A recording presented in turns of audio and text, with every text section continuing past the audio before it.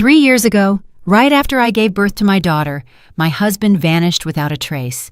That very same day, while my newborn and I were at our most vulnerable, my mother-in-law kicked us out. For 3 long years, I fought to survive on my own.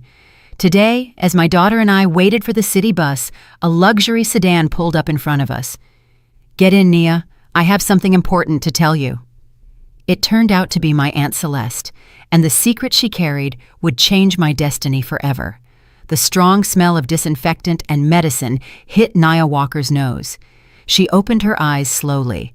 The first thing she saw was the dull white walls of the county hospital room. Her entire body ached as if she'd been shattered into pieces. Every joint throbbed, and the stitches from her C-section pulsed painfully in her belly. But as soon as she turned her head to the side, all the pain seemed to melt away. In a standard hospital bassinet lay a tiny creature wrapped in a pink blanket. Her daughter Zoe had been born safe and sound. Nia reached out. Her slightly swollen fingers touched the small cheek.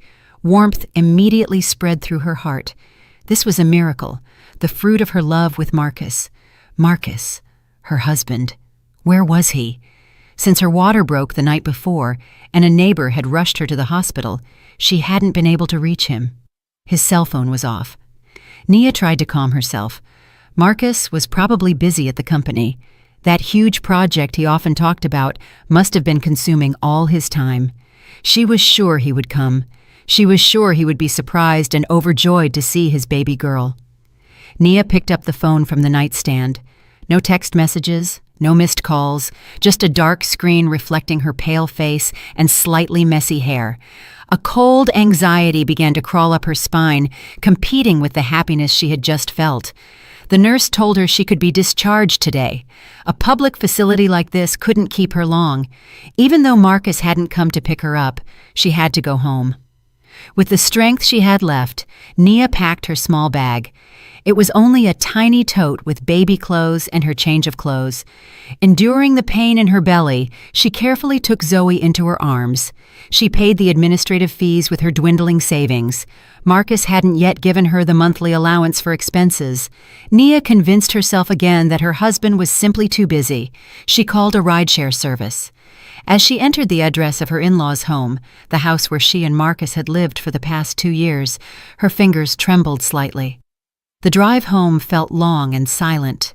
Zoe slept soundly in her arms. Nia looked out the window. Watching the busy streets of Atlanta, she imagined Marcus opening the door, surprising her and Zoe with a warm embrace. She imagined her husband's happy smile. However, when the car pulled up to the large iron gate of the cream-colored house in the Buckhead subdivision, she didn't feel a warm welcome. The house's yard was silent.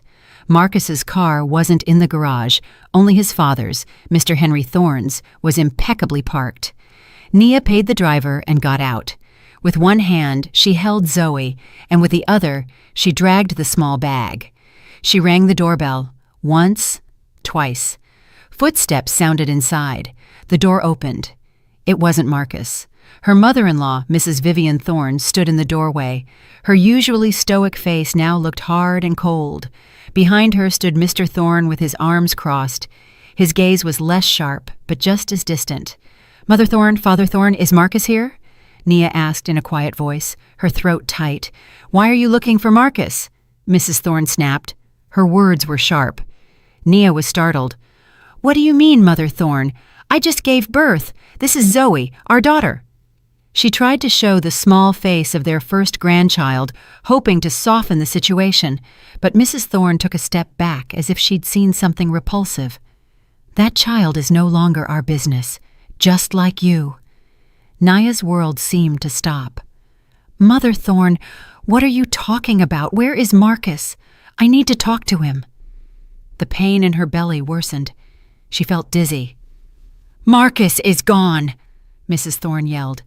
"He has left this house, and it is all your fault. You are a woman who brings misfortune." The accusation was like a hard slap. Tears began to well up in Nia's eyes. "I bring misfortune? I don't know what I've done wrong, Mother Thorne."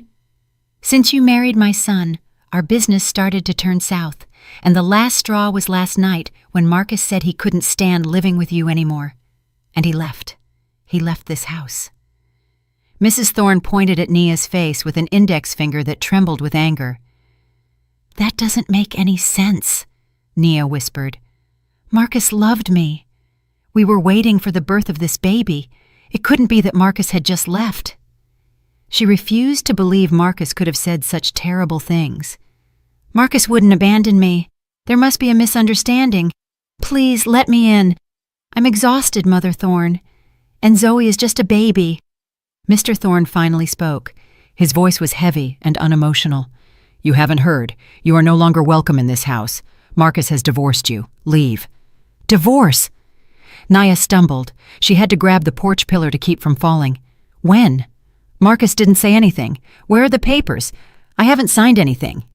"You don't need papers. Marcus's word is enough. Now collect your things and leave." Mrs. Thorne suddenly stepped inside and a moment later came back out, dragging Nia's large travel suitcase. Mrs. Thorne opened the suitcase and threw Nia's clothes and the baby's items roughly onto the porch. "Mother Thorne, no!" Nia cried, trying to stop her, but her body was too weak. "Get out! Take that bastard child and get out of here right now!" Mrs. Thorne shoved Nia's body, which was holding Zoe. Nia was pushed back and nearly fell. She held Zoe tightly. The small baby felt the tension and the jolt. She squirmed and broke into a heartbreaking, soul-wrenching cry. "Mother Thorne, please. Mr. Thorne, please. Talk to Mrs. Thorne. I just gave birth. My stitches haven't healed yet. Where am I going to go tonight with a newborn?" Nia pleaded. Her tears now fell in torrents, soaking her simple clothes. She looked at her father-in-law, searching for even a speck of compassion. Mr. Thorne only looked at her coldly. "That is your problem. It is no longer our problem." Mrs. Thorne took Nia's small bag and threw it onto the yard near the open suitcase. "Leave right now before I call security. We don't want to be embarrassed by a daughter-in-law like you." With a shattered heart, Nia had no choice but to obey. She had no strength to confront them. Enduring the extreme pain in her abdomen, she bent down and, holding the baby firmly with one hand, tried to put her clothes and Zoe's back into the suitcase with the other. Mrs. Thorne and Mr. Thorne watched her from the doorway like two satisfied executioners watching their victim suffer. When the suitcase was poorly closed, Nia dragged it toward the gate. She didn't even have the strength to hate. All she felt was emptiness, confusion, and an indescribable ache. She looked back once more, hoping this was all just a nightmare, but the cream-painted door slammed shut. The sound of the deadbolt turning from inside echoed. Nia collapsed on the sidewalk outside the gate. Under the dim light of a street lamp, she hugged Zoe and tried to calm both the child's crying and the crying in her own heart. What had happened? Why had Marcus left? Why had they been so cruel? She was alone in this city with no one. Her parents had passed away a long time ago. She didn't know where her distant relatives were. She looked at the grand house behind the gate. The house, which had been her refuge for 2 years, now felt strange and threatening. Suddenly she heard the sound of the garage door opening. Headlights came on. It was Mr. Thorne's car. Nia scrambled to her feet, hoping they had changed their minds. The car rolled out of the gate and moved slowly forward. Mr. Thorne was at the wheel. His face looked straight ahead. In the passenger seat, Mrs. Thorne sat arrogantly. The car drove right past her.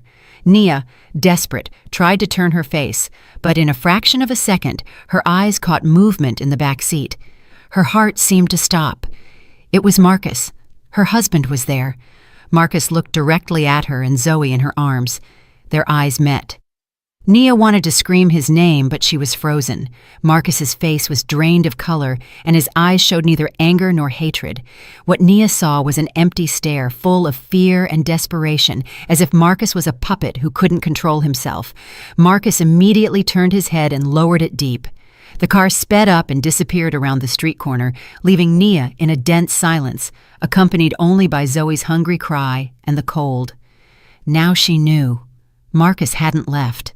Marcus was there, and that vision was far more terrifying than the news of his departure. 3 years was a long time. For Nia, 3 years was the hardest school of life. Since that night's expulsion, she never returned. She never tried to contact Marcus's family again. Marcus's look in the car that night had been answer enough. They were in danger, the in-laws didn't want her, and her husband was too weak to defend her. The first year was the hardest. She used her remaining savings to rent a small room in the south side of Atlanta, a working-class neighborhood, a 10 by 13-foot room that served as a bedroom, kitchen, and playroom for Zoe. The bathroom was shared with other tenants. The walls were thin. At night, Zoe's crying often caused the neighbors to pound on the wall. Nia had no choice but to apologize. As she rubbed the child's back, her heart cried too. She sold the only jewelry she had left, her wedding ring. With that money, she bought formula and necessities for Zoe. She refused to sink into sadness. She had to live for Zoe. She had to be strong. Nia started doing various odd jobs. She accepted small sewing and alteration tasks from neighbors. Her hands, once soft, were now rough and sometimes pricked by needles. When Zoe slept, she sewed late into the night, accompanied by the sound of an old installment-bought sewing machine. When she had time in the mornings, she helped at a kind neighbor's small soul food cafe, Ms. Carroll's. She peeled onions, washed dishes, and did anything that allowed her to earn a few dollars to buy rice and vegetables. The clothes she wore now looked old and faded, but always clean. She was a new Nia, a fighter, a mother. Zoe grew up as a beacon in the darkness. The child was very intelligent and lively. Her face was a perfect combination of Nia and Marcus. Every time Nia looked into Zoe's eyes, she saw strength, but she also saw questions. When she turned 3, Zoe began to ask many things. "Mommy, my friends get picked up by their dad," Zoe said one afternoon while playing with her single rag doll. "Where is Zoe's daddy? Doesn't he want Zoe?" Nia's heart broke. She always had a ready answer for this question. "Daddy went to work far away, honey, to a very distant place to earn money for Zoe." "When is Daddy coming back, Mommy? Daddy doesn't love Zoe." Nia hugged the small body tightly. "Daddy loves Zoe very, very much, and Mommy loves Zoe very much too. When the time is right, Daddy will surely come back." She lied. It was a white lie to protect the child's small heart. She herself didn't know if Marcus would ever return.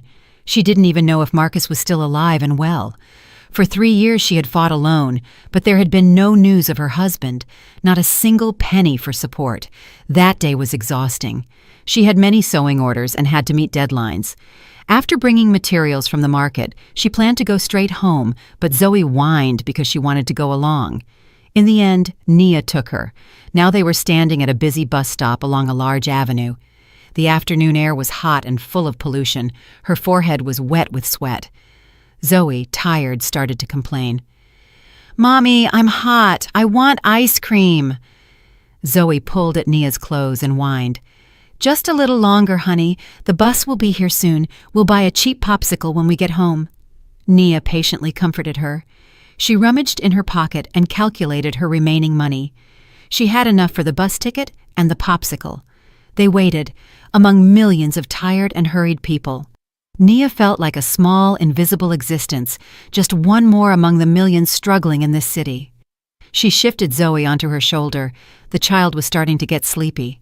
Suddenly, a very luxurious black sedan stopped right in front of them.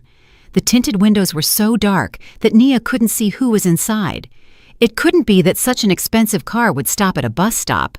They must have been confused about the direction, she thought. She moved slightly aside to make way. However, the rear passenger window slowly rolled down. Nia was shocked. Inside the car sat a very elegant, middle-aged woman. The woman wore an expensive business suit jacket. Her face looked familiar, but it took Nia a few seconds to remember her. It was a memory from a past that felt too distant. The woman stared intently at Nia and Zoe with eyes full of surprise, disbelief, and something else. "Nia!" The woman's voice was sharp and full of authority. Nia froze, and her heart pounded quickly. Aunt Celeste. She was her late mother's only sister. Aunt Celeste Dubois.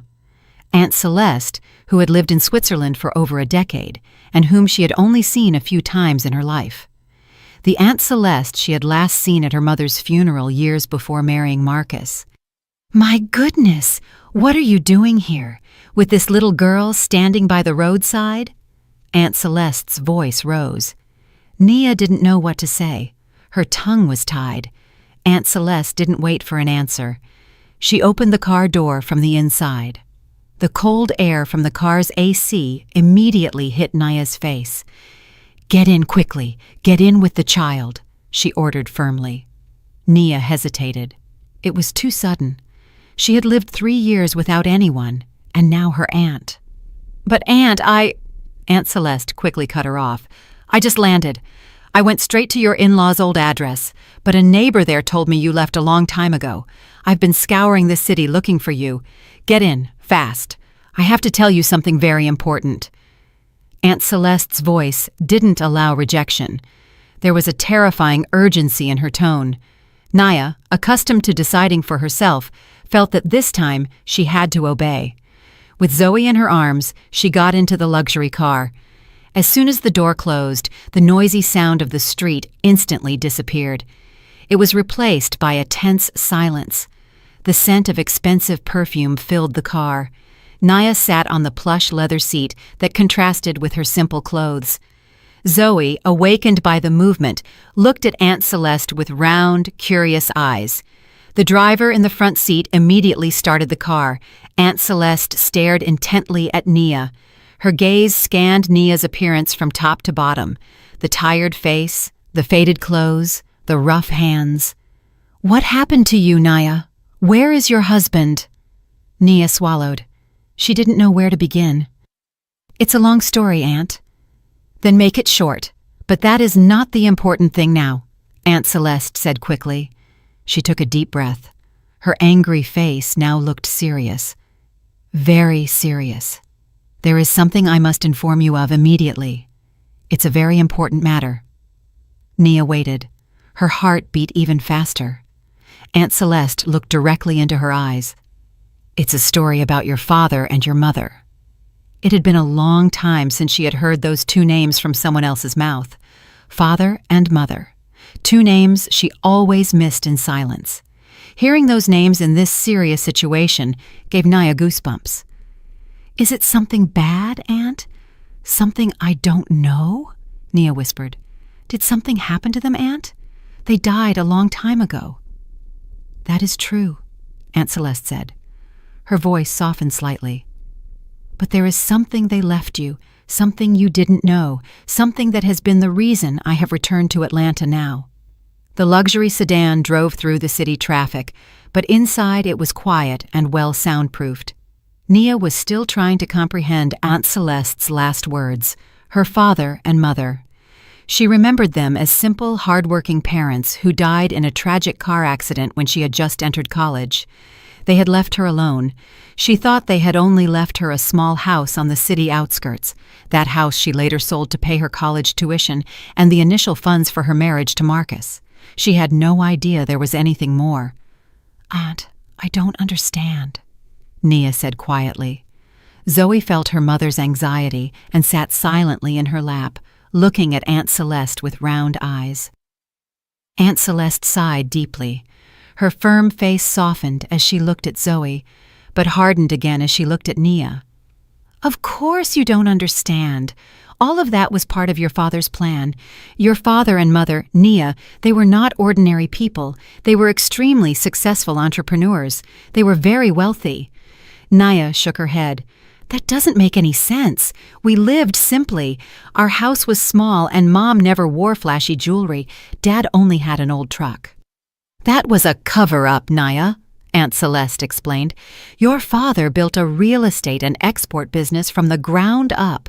Both of them worked hard, but they were afraid that if you grew up amid luxury, you would become a spoiled child. More than that, they were afraid that you would become a target for bad people who only wanted your fortune.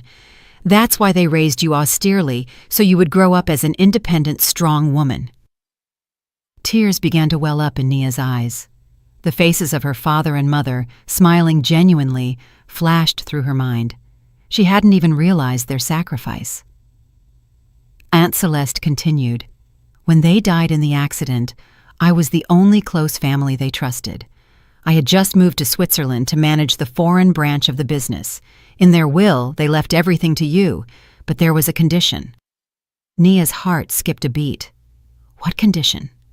Your father was very astute. He knew you were still young and vulnerable after their passing. He was afraid you would meet the wrong man who would try to take advantage of you, so he left a clause. Aunt Celeste leaned forward. All their assets, Nia, millions of dollars, perhaps billions if we calculate now, were frozen and held in a trust fund, and I was designated as the trustee, the only person who could manage it. Then when can I receive it? That is the condition, Aunt Celeste said. The will stipulated that the fund could only be withdrawn and fully transferred to you, the sole heir, after two conditions were met. First, that you legally married. Second, that you had a child. Nia gasped. Marriage, child, Marcus, Zoe. All the pieces of the puzzle began to form a terrible picture. Why? Why those conditions? Nia asked quietly. Because your father thought that if you married and had a child, you would have your own family and be a mature adult. He thought you would have someone to protect and would use that fortune more wisely. Isn't it ironic? Aunt Celeste smiled bitterly. Your father's good intentions became the loophole that the devils exploited. The car entered a luxury apartment complex in the Druid Hills neighborhood. The driver seemed to already know the destination. Now listen to the most important part, Aunt Celeste continued. Her voice turned cold. My management period ends the moment your daughter, the secondary heir, turns 3 years old. That's why I scheduled my return to Atlanta today. I planned to surprise you by transferring everything as a birthday gift for Zoe, but a month ago I received something that made me rush everything. What is it, Aunt? 1 month after you gave birth to Zoe, Aunt Celeste looked directly at Nia. Right at the time they kicked you out of that house, I received an urgent fund withdrawal request from the Federal Reserve Bank of Atlanta. The request was submitted by your husband, Marcus, and his father, Mr. Henry Thorne. Nia covered her mouth. They didn't know I was the principal administrator.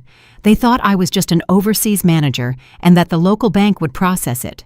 They attached a power of attorney with your forged signature and included a fake medical report from a psychiatrist stating that you were suffering from severe postpartum depression.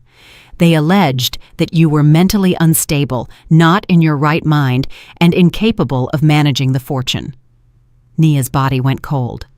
So that was the reason. They threw her out and made her look like a runaway lunatic so they could seize control of everything under the excuse of caring for the heir, Zoe. They accused me of being crazy, Nia whispered in horror. They tried to usurp your rights. They tried to rob you and your daughter. Aunt Celeste was furious. Of course, I blocked that attempt immediately. I contacted lawyers here. They failed completely instantly. They couldn't touch a dime of your parents' main legacy. All of that is safe with me. Then why did they kick me out if they failed? Because they panicked, Aunt Celeste answered. They may have managed to steal your other money, your personal savings, or anything else they could get their hands on. But with the main fortune, they failed. They were afraid you would find out. They were afraid that one day you would realize and claim your rights. That's why they abandoned you. They hoped you would destroy yourself on the streets. They hoped you would slowly die. And then they thought they could later forge your death certificate and try again. Nia's tears now fell nonstop. They weren't tears of sadness, but of fire, a burning anger. For 3 years she had lived in poverty. For 3 years she had worked hard. For 3 years she had endured hunger so Zoe could drink milk. For 3 years she had assured Zoe that her dad had gone to work far away. Meanwhile, her daughter's father and his entire family tried to destroy her and steal her child's future. Aunt Celeste put her arm around Nia's shoulders. That's enough. Don't cry anymore. Your tears are too precious to give to those bastards. Starting today, you will no longer suffer. She looked at Nia sharply. They don't know I'm back. They don't know I've found you. They think you're already destroyed. Tomorrow, Nia, we will go to the bank. We will activate all your assets. And after that, Aunt Celeste smiled chillingly. "We are going to reclaim your parents' house, the one I've been told they are illegally occupying." Nia wiped her tears.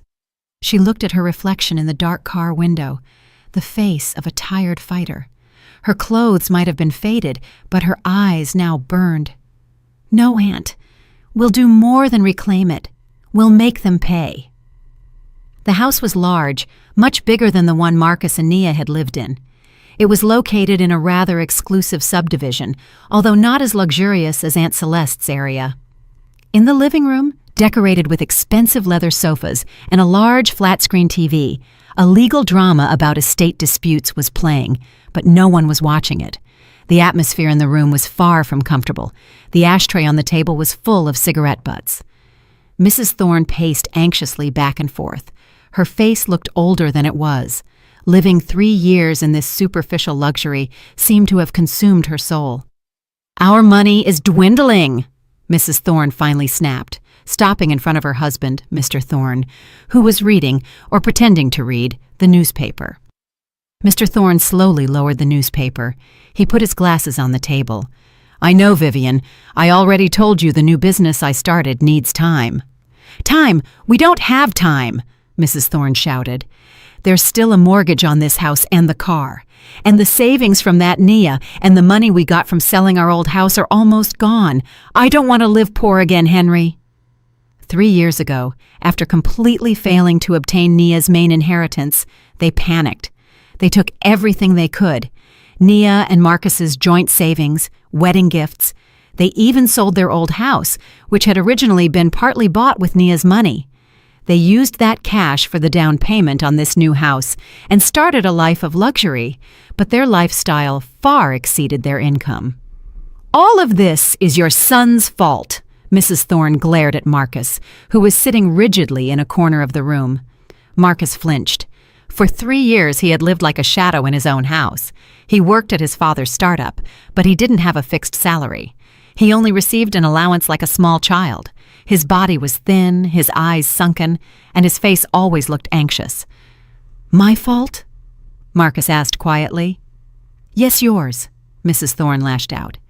"If you had been smarter, if you had convinced Nia to sign that power of attorney before giving birth, if you hadn't been so weak, we wouldn't have had to invent the story about her being crazy." "Enough, Vivian. It was everyone's plan." Mr. Thorne tried to mediate in an unconvincing voice. "Our plan was your plan, Henry. You said that inheritance was easy money. You said that the deceased's sister, that Celeste, wouldn't care. What's the reality? She blocked everything. We got nothing but the crumbs." Mrs. Thorne became more hysterical. Mr. Thorne rubbed his temples. The headache wasn't just from his wife screaming. He had bad news that he had been hiding for 2 days. There was a bigger problem. "Vivian, what's wrong now?" Mr. Thorne looked at his wife. "Celeste. Aunt Celeste is back in Atlanta." Mrs. Thorne immediately stumbled. Her face paled. "How do you know?" "My contact at the bank told me. 2 days ago, she came asking about the status of the trust fund. She is starting the withdrawal process." "Withdrawal?" Mrs. Thorne panicked. "How is that possible?" "Because of the conditions, obviously," Mr. Thorne interrupted, frustrated. "That Nia's daughter, that Zoe, must have turned 3 years old already. According to the terms of the will, Celeste has returned to hand everything over to Nia." "Nia?" Mrs. Thorne laughed scornfully, but her voice trembled. "How is that woman going to hand it over to Nia? That girl has been missing for 3 years. She's probably died as a homeless person on the street." "That is precisely the problem," Mr. Thorne said. "If they don't find Nia, Celeste, as the trust administrator, could take control of everything. Or worse yet, she will look for Nia. She will hire detectives. And if she finds Nia—" The atmosphere sank into silence. Everyone knew what that meant. If Aunt Celeste found Nia and told her everything, they were finished. Forgery of documents, attempted fraud, theft. They could go to jail. Suddenly Marcus, who had been quiet until then, began to laugh. It was a dry, creepy laugh. "What is wrong with you, Marcus?" Mrs. Thorne yelled, scared. Marcus lifted his head. His eyes were red and bloodshot. "So all of this has been for nothing?" What do you mean? 3 years! Marcus suddenly stood up and threw a glass from the table to the floor, shattering it. Mrs. Thorne and Mr. Thorne were startled. It was the first time Marcus had lost control. For 3 years I have lived like a walking dead man in this house. I have obeyed all your demands, Mother. I abandoned my wife. I abandoned my newborn daughter. His voice trembled violently. Watch your mouth, Marcus. All of that was for you, Mrs. Thorne retorted. For me! Marcus shouted louder. What good has it done me to live in fear every day? You said that if we threw Naya out and took the money, our lives would be peaceful. You said that when the situation calmed down, I could bring Naya back, but it was all a lie. Marcus pointed at his mother's face. That night, the night you threw Nia out, I was at the hospital. I saw Zoe. I held Zoe, Mother. I cried with happiness. She was so tiny and beautiful. And you and Dad came. You dragged me home. You said Nia wasn't in her right mind. You took my phone. You said she brought misfortune. The shadows of that night flashed again. The night Nia stood on the street with Zoe in her arms, looking at their car with broken eyes. I saw her, Mother, Marcus sobbed. His body collapsed to the floor. I saw Nia on the street. You and Dad prevented me from getting out of the car. You locked me in. You said it was the only way. You said she would be okay. She really is a woman who brings misfortune, Mrs. Thorne whispered. But now there was fear in her eyes, seeing her son's state. No, she isn't. Marcus pounded the floor. It's us. We are the ones who bring misfortune. I am a failed husband. I am a wicked father. I don't even know if they are still alive.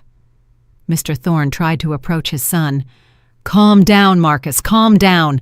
We will find a way. There is no way out, Marcus howled.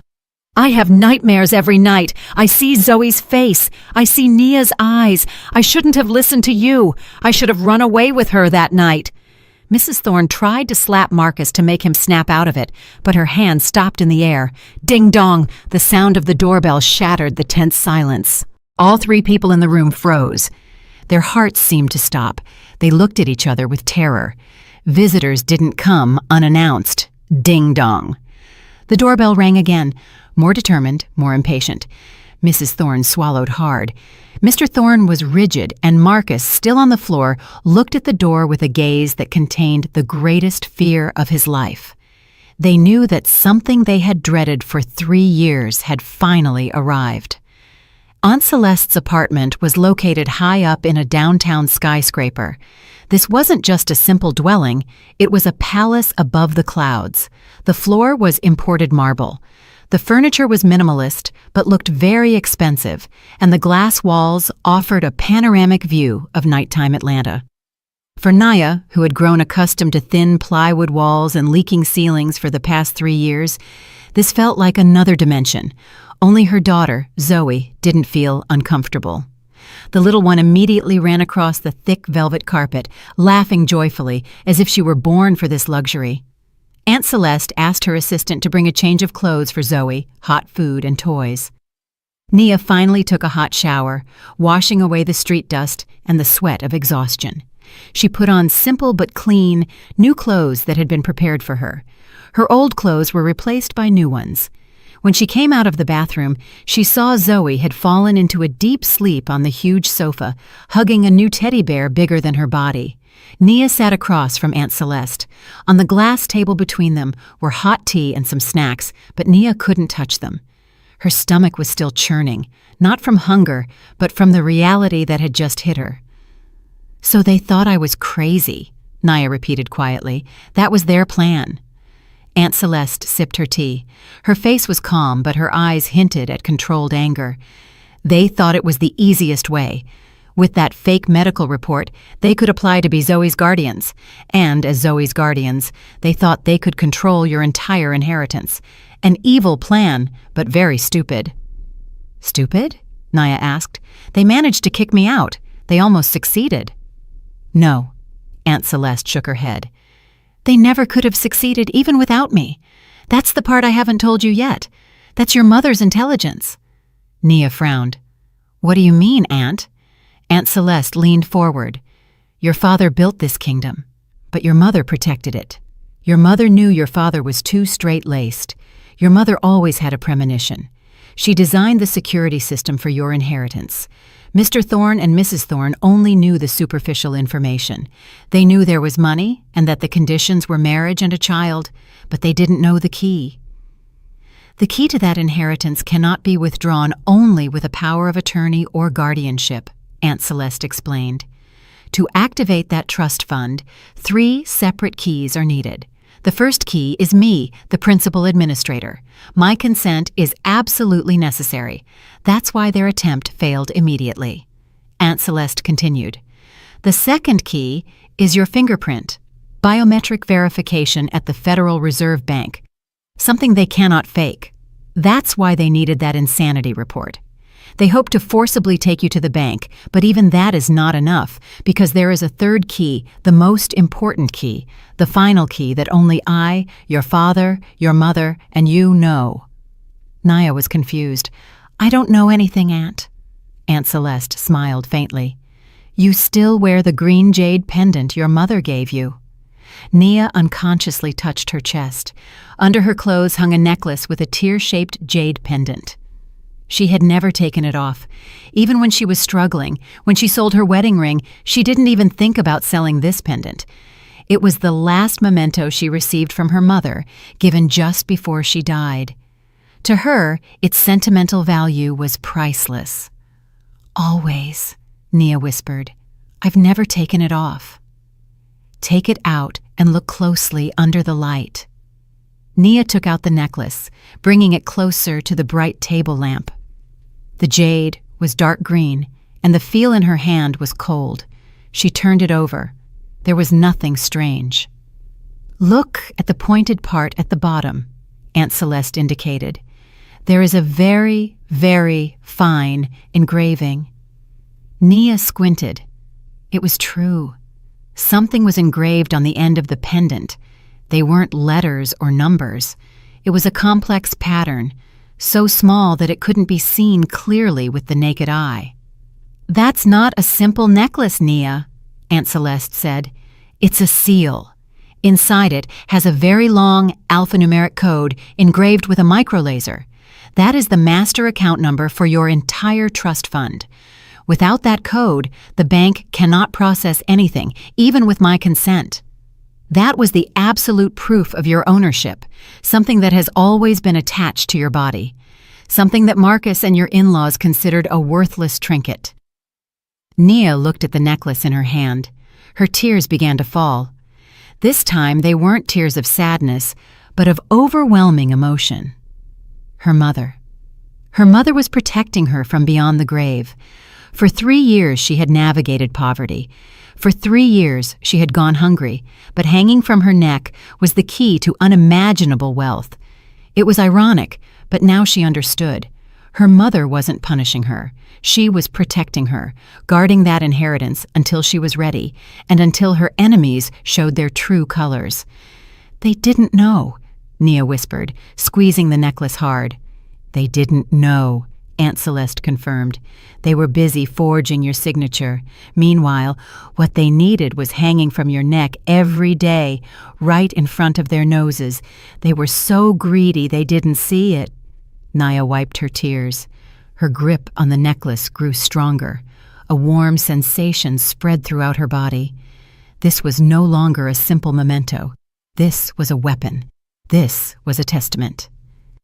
Tomorrow, Aunt Celeste said. Her voice became firm again. We will start everything. In the morning, we will go to the bank. We will activate the fund. I have already arranged an appointment with the Chief Executive Officer. We will transfer all assets completely into your name. And after that, Aunt Celeste smiled sarcastically, we will pay a visit to your parents' house, the house they are now living in. Nia nodded. Her face, pale a moment ago, was now flushed. A new energy flowed within her, energy of anger, but also of justice. You need to rest tonight, Nia. Sleep well. You and Zoe are safe here. Starting tomorrow, your life will change, and you need to be mentally prepared. This is no longer about survival, but about reclaiming your rights. Aunt Celeste stood up and walked toward the large bedroom. She opened the doors of a very large closet. Inside, it was full of new clothes, elegant dresses, blazers, and women's suits. Several kinds of silk scarves hung neatly. "I've prepared it. I don't know your exact size, but I've bought several outfits," Aunt Celeste said. "Tomorrow you will not meet them as the Nia who was kicked out, but as the new Nia, the legitimate owner of everything they are enjoying." Nia looked at the clothes. She looked at her reflection in the large mirror in the room, a woman in old clothes and tired eyes. She closed her eyes for a moment. When she opened them again, her gaze was already different. It was no longer the look of a victim. It was the look of a queen about to reclaim her throne. "I'm ready, Aunt," she said. Her voice no longer trembled. "I am very prepared." Almost simultaneously, in the large house that had belonged to Nia's parents, they finally answered the doorbell. With his heart in his throat, Mr. Thorne walked toward the door with trembling steps. Mrs. Thorne followed behind him. Marcus, still sitting on the floor among the broken glass, stared at the door with an empty gaze. Mr. Thorne opened the door. In front of him was not the police, nor Aunt Celeste. There was only a uniformed messenger who handed him a large brown envelope with the logo of a famous law firm. "Is this you, Mr. Thorne?" the messenger asked expressionlessly. "Yes, it's me," Mr. Thorne replied. "Sign here, please." Mr. Thorne signed with a shaky hand. The messenger nodded briefly and left. Mr. Thorne looked at the envelope as if it contained a time bomb. "Who is it from?" Mrs. Thorne whispered anxiously. Mr. Thorne ripped the envelope open abruptly. He pulled out a thick sheet of paper with official letterhead. Reading the first line, his eyes widened. "It's a notice of a lawsuit." His voice was choked. "What notice?" Mrs. Thorne shouted. Mr. Thorne read in a trembling voice. "In relation to the illegal occupation of the property located at 1 Eagle Street, registered in the name of the late Mr. and Mrs. Walker, given that the inheritance rights have fully reverted to the sole heir, Ms. Nia Walker." Mr. Thorne couldn't continue. The paper fell from his hands and fluttered to the floor. "Nia," Mrs. Thorne whispered, her face pale. "So that woman, Celeste, has found her. They know we are here." "They are demanding that we vacate this house in 48 hours, Mr. Thorne continued. His voice now sounded as if he were being strangled. "Or they will take legal action for trespassing, forgery, and attempted fraud. We have to go. We have to run, Vivian, right now." Mrs. Thorne started to panic. Her eyes darted around, looking for valuables to take. "Where are we going to run, Vivian?" Mr. Thorne shouted, frustrated. "All our remaining assets are at the bank. If they tracked this house, they've tracked our accounts. They've blocked us. We have nothing." Marcus's laughter was heard again. This time it was a desperate laugh. "It's over," he said quietly. "Our game is over." Mrs. Thorne looked at Marcus with fury. "This is all your fault, because you were weak." "Why don't you shut up?" Mr. Thorne shouted. His anger exploded. "Blaming him doesn't help us. Now we have to think." But they no longer had time to think. They spent that night terrified. Mrs. Thorne cried. Mr. Thorne paced back and forth all night making calls, but his cheap lawyer didn't answer. They were isolated. Marcus simply sat in his room waiting for the end. The next day, around 11 in the morning, the most luxurious black sedan they had ever seen stopped right in front of their gate. Marcus, spying from his second-floor bedroom window, felt breathless. The car door opened. The first to step out was a woman he knew very well, Aunt Celeste, elegant as always, with a glacial look. Then, 2 men in expensive black suits who looked like movie lawyers, and finally the rear door opened. A woman stepped out. She wore an ivory blazer and wide-legged trousers that fit her perfectly. A mocha silk scarf wrapped perfectly around her neck. Her face, previously pale and tired, was now covered with light but decisive makeup.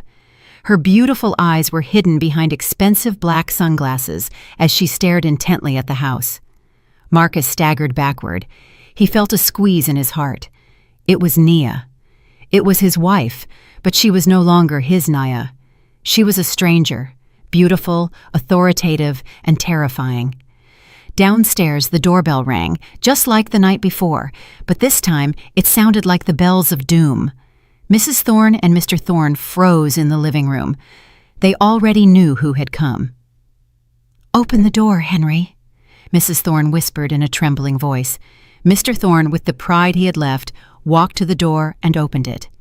The sight in front of him left him paralyzed. Nia stood between Aunt Celeste and the two lawyers. Nia slowly removed her sunglasses. Her eyes looked directly into Mr. Thorne's. There was no fear or sadness, only a cold emptiness. Mrs. Thorne, seeing that her husband didn't say anything, immediately stepped forward. It was her only weapon, to act. "Nia," she cried, trying to shed fake tears. "My goodness, daughter, where have you been? Your father and I have missed you so much. We've looked everywhere. We were so worried." Mrs. Thorne opened her arms to hug her lost daughter-in-law.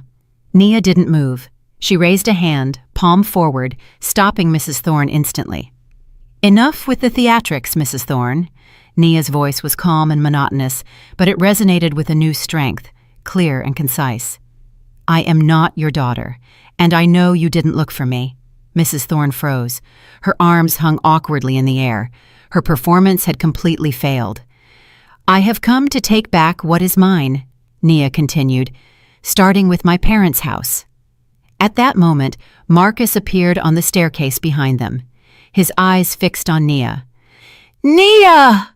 His name sounded like a painful prayer. Nia finally turned her head toward him. She looked at the man she once loved with all her heart, the man who was her daughter's father, the man who abandoned her at her most vulnerable moment. She scanned Marcus up and down, a thin, disheveled, and broken man. One of the lawyers stepped forward, taking control of the situation. He handed a stack of official documents to Mr. Thorne's hand. "Good morning," the lawyer said in a professional voice.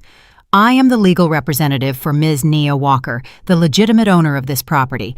It seems you didn't take seriously the notice of a lawsuit we sent last night.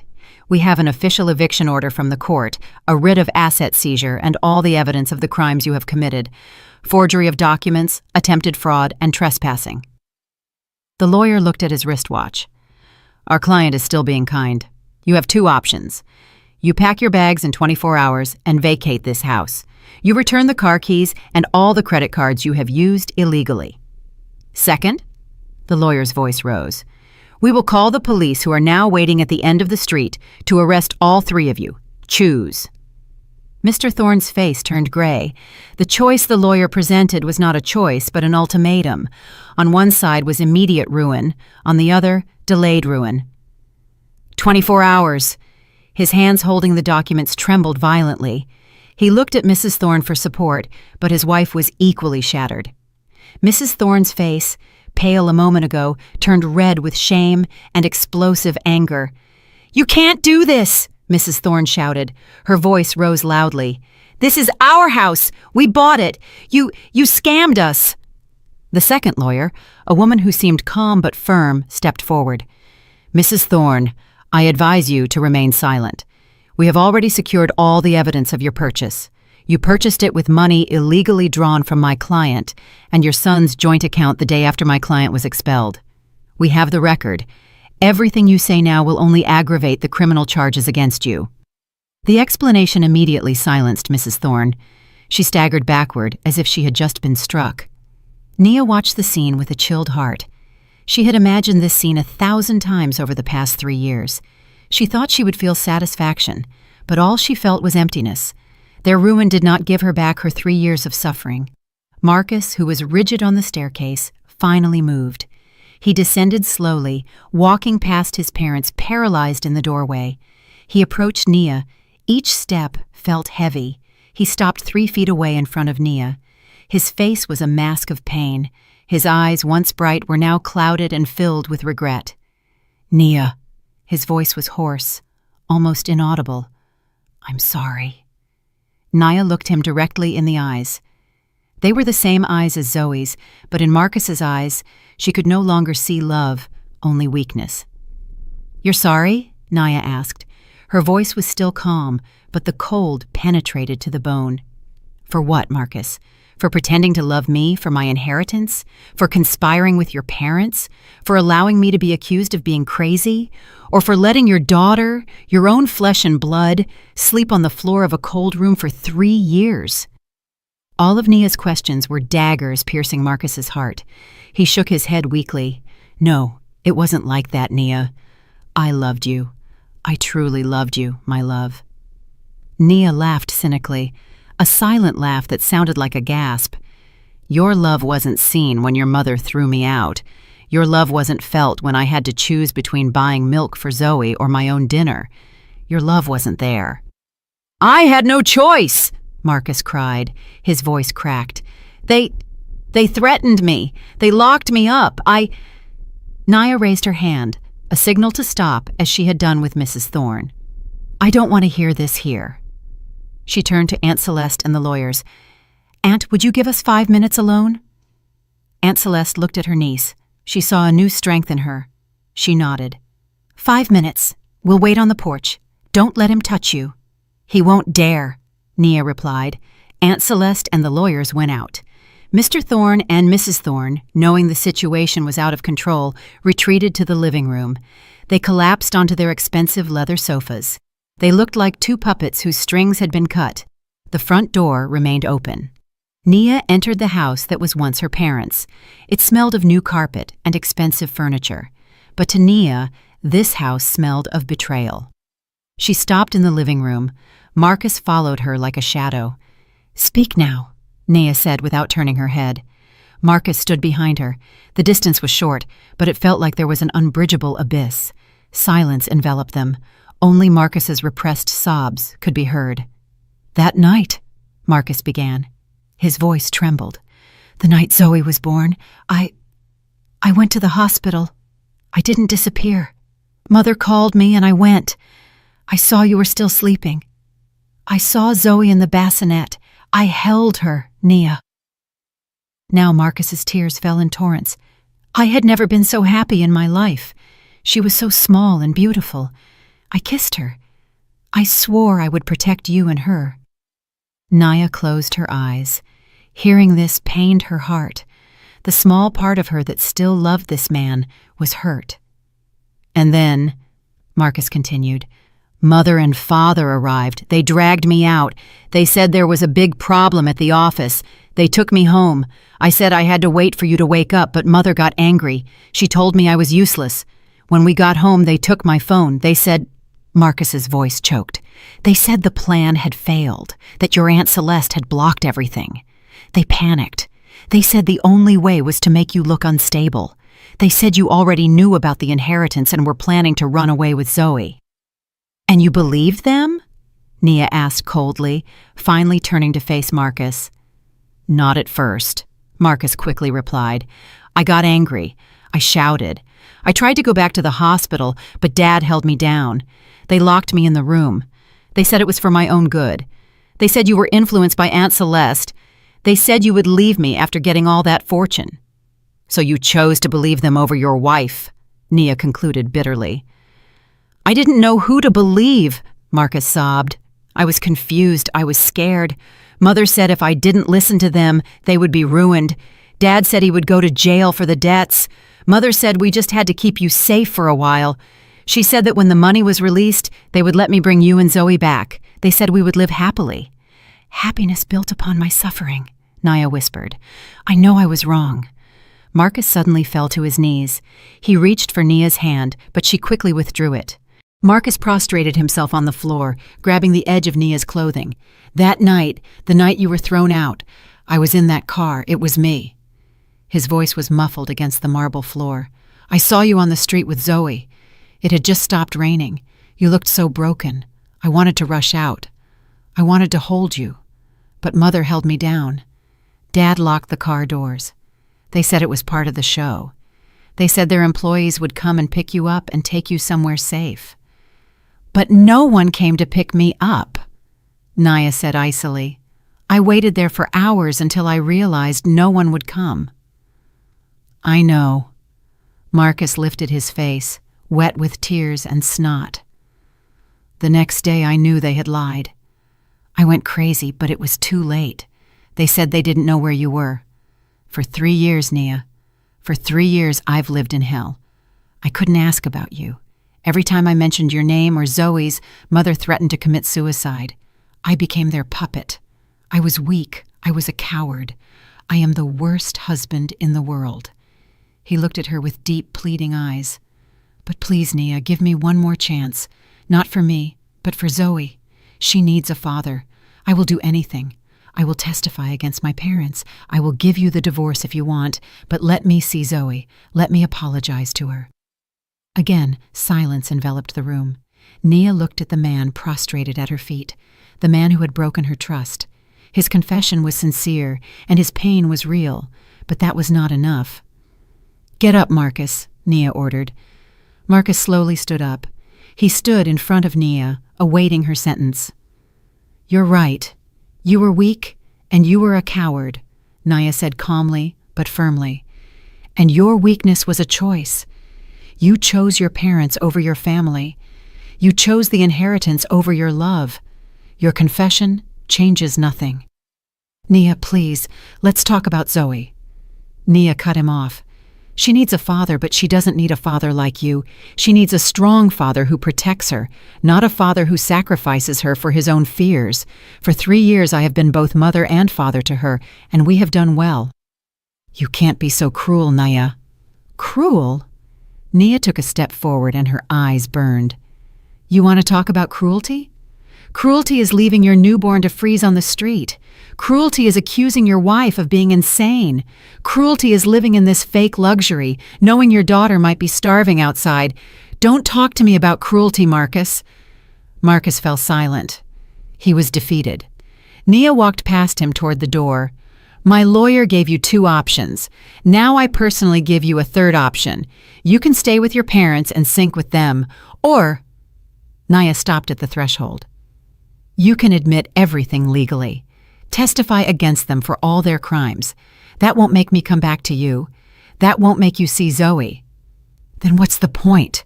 Marcus asked desperately. Nia slightly turned her head. "It will be the only proof that there was even a speck of goodness in you, your only redemption. Think about it." Nia walked out of that house and returned to the porch under the bright sun. She felt as if she had come out of a tomb. She took a deep breath. Aunt Celeste looked at her with concern. Nia nodded. "It's over." She looked at the lawyers. "They have 24 hours. If they are still here after that, call the police. We will seize everything." Then she walked toward the car, descending the porch stairs without looking back. She didn't need to see Marcus collapsing and crying silently behind the door. She didn't need to see Mrs. Thorne screaming hysterically or Mr. Thorne staring blankly at the wall. That chapter was over. The game was won. The 24 hours passed quickly for Nia, but they felt like an eternity for the Thorne family. They didn't sleep. Mrs. Thorne spent the night packing fake jewelry and fake designer bags while continuing to curse Nia and Aunt Celeste. Mr. Thorne desperately tried to contact his connections, but the rumor of their downfall seemed to have spread faster than wildfire. No bank wanted to lend him money, and no friend answered his calls. They were isolated. Marcus locked himself in his room after the conversation with Nia. He didn't come out, didn't eat, and didn't speak. He simply sat staring at the wall, repeating Nia's every word: weakness, coward, choice. The next day, at exactly 11 o'clock, Nia didn't return. She didn't have to. Who came was Aunt Celeste's team of lawyers, accompanied by a court officer and several security guards. They came with a moving truck. Mrs. Thorne tried to fight. She stood in the doorway with her arms wide open. "This is my house! You can't come in! Get out, all of you!" Aunt Celeste's lead lawyer only showed the court order with the official seal. "By force or voluntarily, ma'am, we are coming in. If you obstruct the court officer, we will proceed with your arrest for obstruction of justice." Upon hearing the word arrest, Mrs. Thorne's courage shrank. Trembling with rage, she had no choice but to step aside. When the operators began to enter, they worked quickly and professionally. They inventoried the valuables that were confirmed to have been purchased with Nia's money: the leather sofa, the flat-screen TV, the double-door refrigerator. Everything was taken outside. "No, that's mine! I bought it!" Mrs. Thorne screamed, trying to stop an operator moving a large porcelain vase from the corner of the room. "I'm sorry, ma'am. According to the records of the frozen credit cards, this vase was purchased using a card in your son's name with funds originating from my client's account," the lawyer said calmly. The ruin happened systematically. In 3 hours, the house was empty. Only their clothes, piled up in their old travel suitcases, remained. The neighbors in the luxury subdivision watched and whispered from behind their windows. The spectacle of a rich family suddenly becoming poor was interesting entertainment. Their reputation was completely destroyed. Mr. Thorne sat on the floor of the now empty living room. His face looked like it had aged 10 years in one night. He had lost everything: house, business, and dignity. "Let's get out of here, honey," Mrs. Thorne whispered, her voice hoarse from crying and shouting. "Where are we going?" Mr. Thorne asked, his gaze lost. "We have nothing." At that moment, Marcus came down from the upstairs. He carried a small backpack. His eyes were swollen, but a glimmer of determination was visible on his face, something his parents had never seen. "Marcus, let's go, son. Let's get out of here. We'll start over," Mrs. Thorne said, trying to grab her son. Marcus pulled his mother's hand away. "No, Mother, there is no us anymore." He walked past his two parents. "Where are you going, Marcus?" Mr. Thorne asked in a trembling voice. Marcus stopped for a moment at the threshold. "I'm going to the precinct to atone for my sins." Mrs. Thorne's eyes widened with terror. "What? Are you crazy? Are you going to send your parents to jail?" Marcus turned his head. "My parents locked me in guilt for 3 years. Nia was right. This is the only path." "Ungrateful son!" Mrs. Thorne yelled, trying to chase after him. But Marcus was already out. He walked past the seizure truck, past the neighbor's stairs, walking out of the subdivision without looking back. Mrs. Thorne collapsed on the porch. She cried inconsolably. Her son, the only child she was proud of, had left her. She had sacrificed everything for him, but now her own son was going to destroy her.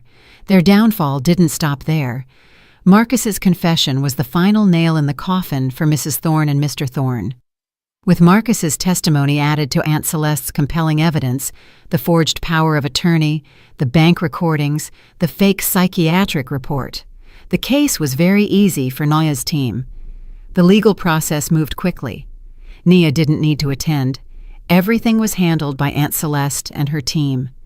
Mrs. Thorne and Mr. Thorne tried to hire lawyers, but no competent lawyer wanted to defend an already lost case without upfront fees. They were found guilty of all charges: fraud, forgery of documents, conspiracy to appropriate assets, money laundering. The news made it into some financial media outlets. Mr. Thorne's reputation, already shattered, completely disappeared. In court, Mrs. Thorne, who had already lost her sanity, tried to attack the prosecutor's table. "It's all lies, it's defamation. The crazy one is Nia, she set us up." The judge pounded the gavel hard. "Calm down." Nia, watching the sentencing on television from Aunt Celeste's apartment far away, stared at the screen without any expression. Beside her, Zoe was absorbed in drawing, unaware that the drama was ongoing. "You don't look happy," Aunt Celeste said, handing Nia a juice. Nia turned off the television. "I'm not happy, Aunt, but I'm relieved. It's over." "They got what they deserved," Aunt Celeste said. "And Marcus?" Nia asked quietly. "He testified completely," Aunt Celeste replied. "His lawyer said that due to his cooperation, the sentence would be much lighter, probably a few years of probation or community service. He won't go to jail like his parents." Nia nodded. She didn't know what to feel about Marcus. She no longer hated him. All that remained was pity. Then she stood up and walked toward the balcony. She looked at the city stretching out below. 3 years ago, she was one of those tiny dots struggling on the streets down there. Now she saw everything from above. She had returned. She had not only recovered her fortune, but also her life. The day of the sentencing reading was overcast, as if the Atlanta sky sensed the tension hanging over the courthouse. The courtroom was full of people. On one side, seats for the general public and the press. The story of the fight over a multi-million-dollar inheritance with accusations of insanity against the heir had become tasty fodder for the media. On the other side sat the defendants, Mrs. Thorne, Mr. Thorne, and Marcus. Nia decided to come. Aunt Celeste advised her not to attend. Why dirty your eyes and ears with their drama? But Nia insisted. This was not about revenge, but closure. She needed to see with her own eyes that this chapter had truly ended. She needed to hear the sound of the judge's gavel coming down as a sign that justice had been served. She left Zoe with Aunt Celeste and a new nanny, telling her daughter she had to go to work for a moment. Accompanied only by a lead lawyer, she sat in the first row, right behind the prosecutor's table. Today her scarf was dark gray, matching a simple but dignified suit. She sat upright with her back straight. She didn't look back to where Marcus and his parents were sitting, but she could feel their gazes. She could feel the hatred emanating from Mrs. Thorne, the desperation from Mr. Thorne, and the look full of regret from Marcus. The trial began. The prosecutor read the charges, detailing all the evidence of their crimes: the forged power of attorney, the attempted fraud against a financial institution, the malicious conspiracy, the fake medical report, the usurpation of assets, the embezzlement. The list was long. Each point read was a nail in their legal coffin. Mrs. Thorne continued to babble unintelligibly, murmuring that this was all defamation. Mr. Thorne simply lowered his head deeply. His face, once arrogant, was now emaciated and empty. He had lost everything, and now only expected to spend the rest of his life behind bars. Marcus, sitting a little apart, seemed resigned. His lawyer made the best plea, highlighting his role as a cooperative key witness, helping to expose his parents' crimes. He admitted everything voluntarily, without coercion. Finally, the court read the sentence. The voice of the presiding judge was heavy and firm. After deliberation, the sentence is pronounced. Defendant 1, Mr. Henry Thorne, and Defendant 2, Mrs. Vivian Thorne, are found legally guilty of the crimes of malicious conspiracy, forgery of documents, and attempted fraud. Nia's heart pounded hard. Defendant 1, Mr. Henry Thorne, is sentenced to 12 years in prison, and Defendant 2, Mrs. Vivian Thorne, is sentenced to 15 years in prison. 15 years? No! Mrs. Thorne's scream broke the silence of the room. She jumped up with frenzied eyes. It's unfair. The judge has taken money from that woman. The crazy one isn't her. She's a defamer. She has ruined my family. You will be miserable. You and your daughter will be miserable. My curse will never leave you. Security guards immediately grabbed Mrs. Thorne, who was struggling. She pointed her finger at Nia, who was sitting quietly. You are a demon in clothes. You are an ungrateful daughter-in-law. You ruined my family. Nia only looked at her. Curse. Was there any heavier curse than the one she had already suffered? The woman in front of her had already lost her mind. Beside her, Mr. Thorne didn't react. When the 12-year sentence was pronounced, he simply closed his eyes, accepting his fate. Then the judge moved on to Marcus. Next, regarding Defendant 3. Marcus Thorne, considering his status as a cooperative accomplice, that is, a collaborator who has confessed and helped expose the crimes, the court decides to impose a penalty of 3 years in prison. Marcus's heart sank. 3 years. However, said penalty does not require fulfillment in a penitentiary center. It is replaced by 5 years of supervised probation and the obligation to perform 1,000 hours of community service at a designated orphanage. The gavel came down. Nia sighed deeply. It was over. The sentence had been passed. Whatever the form of justice, Mrs. Thorne was dragged out while still screaming and insulting. Mr. Thorne walked staggering, as if his soul had been torn from his body. Marcus remained frozen in his chair, even after the judge left. He was free, but he was not free. He had lost everything: honor, family, and the woman he loved. Nia stood up. She didn't want to stay there long. She wanted to go home quickly and hug Zoe, to cleanse herself of the negative atmosphere of this place. She walked out into the courthouse hallway. Her lawyer followed, protecting her from some journalists trying to take photos. "Nia!" A voice she knew very well called her. Nia stopped in the crowded courthouse hallway. She turned. Marcus was running toward her. His face was wet with tears. 2 officers watched him but didn't stop him. "Nia, wait!" Marcus pleaded, gasping. Nia looked at him. She waited. "Thank you," Marcus whispered. Nia frowned. "For what?" "For this probation. Your lawyer surely asked for my sentence to be lightened. You must have asked for it. Thank you." Nia shook her head slowly. "I didn't ask for anything, Marcus. I only asked for justice. Your sentence is the result of your own choice to finally tell the truth. That is a redemption that comes from you, not from me." "But Nia—" Marcus moved closer. He looked very broken. "After this, can I see Zoe, even once? Just 5 minutes. I just want to see her." This was the question Nia knew would come, the question she most feared and for which she had most prepared. She looked at Marcus. She saw the same man who knelt at her feet in that house, the man who pleaded. "No, Marcus," Nia replied in a voice that was soft but firm as steel. "Why?" Marcus sobbed. "She is my daughter too. I have already received my punishment. I have lost everything. Why are you so harsh?" "It's not a matter of harshness. It's about her," Nia said. "Zoe is 3 years old now. For the first 3 years of her life, she didn't have a father.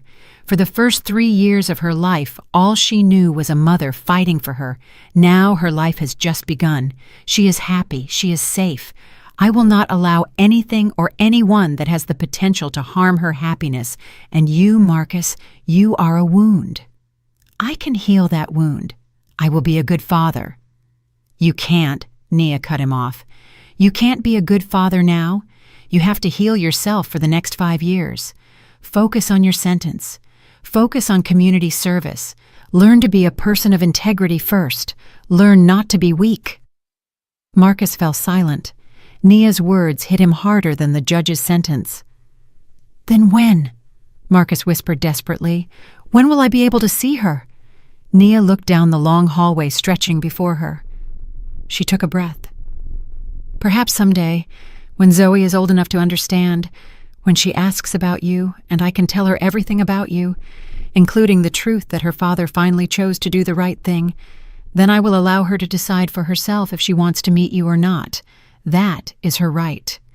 Marcus lowered his head. He understood. That was the fairest answer he could hope for. Nia turned. "I have to go. Zoe misses me." "Nia."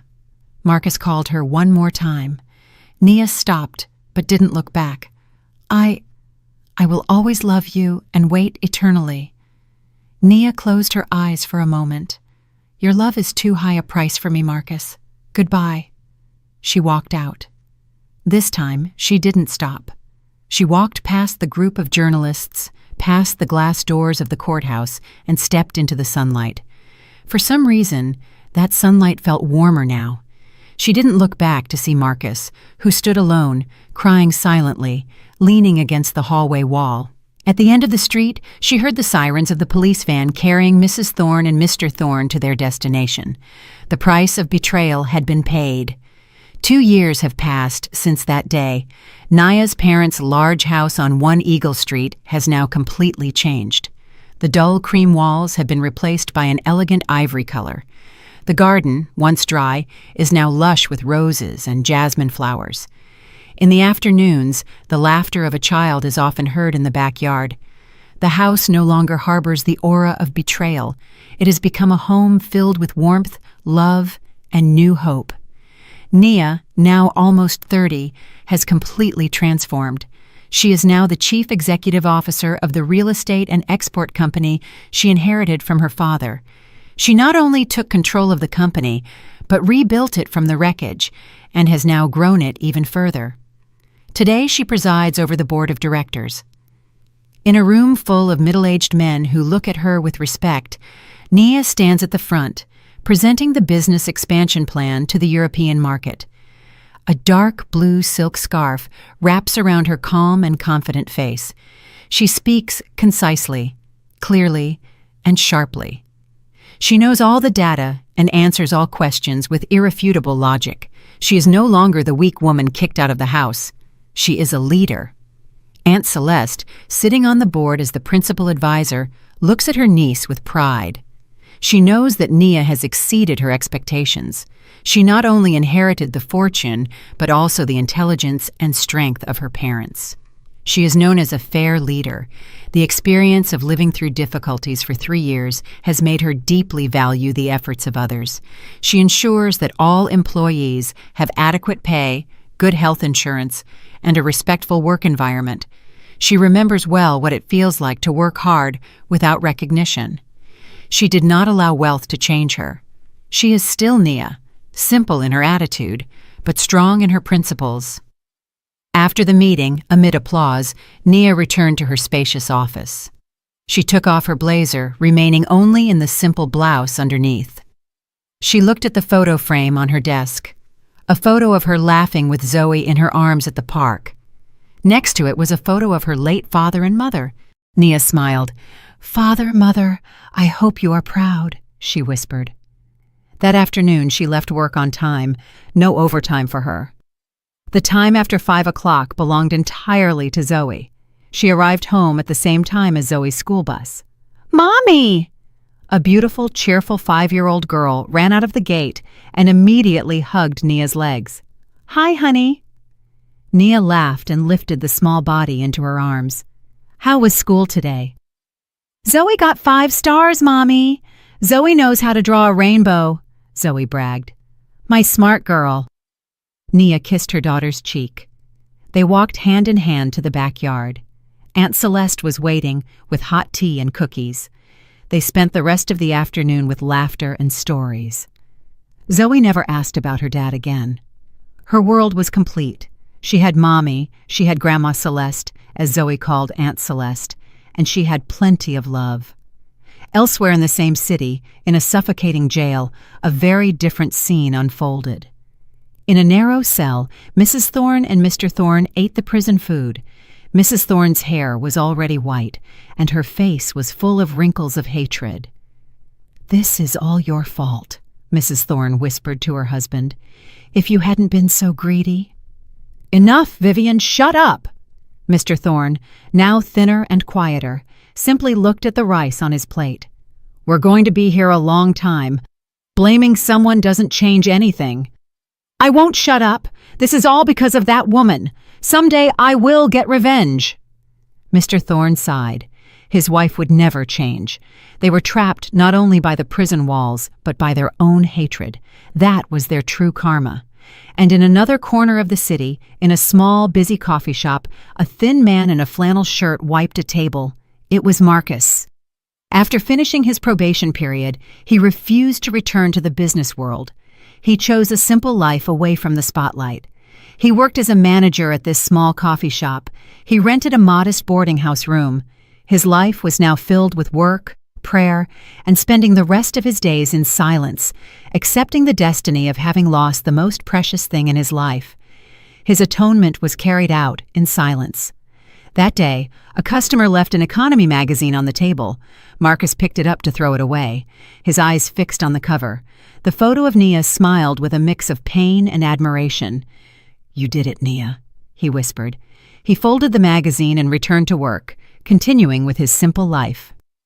Back in the garden on Eagle Street, the sun began to set, staining the sky with beautiful orange and purple colors. Nia pushed the swing for Zoe. "Higher, Mommy, higher!" Zoe laughed. Nia smiled and pushed the swing. She looked at her daughter, her source of strength. She looked at her peaceful home. She looked at the sunset sky. 3 years ago, at the same time, she was standing at a bus stop, desperate and exhausted. Now she stood in her own garden as a victor. Her life wasn't perfect. She was a single mother with a dark past, but she was complete. She was strong. She found her happiness not in a man or in wealth, but within herself, in her love for her daughter, and in her ability to rise from ruin. A new dawn had arrived for Nia and Zoe, and this time there wasn't a single cloud in the sky. I'm really glad you're here and that I could share my story with you. If you liked it, show me by liking the video and subscribing to my channel. Let's see how many of us there are.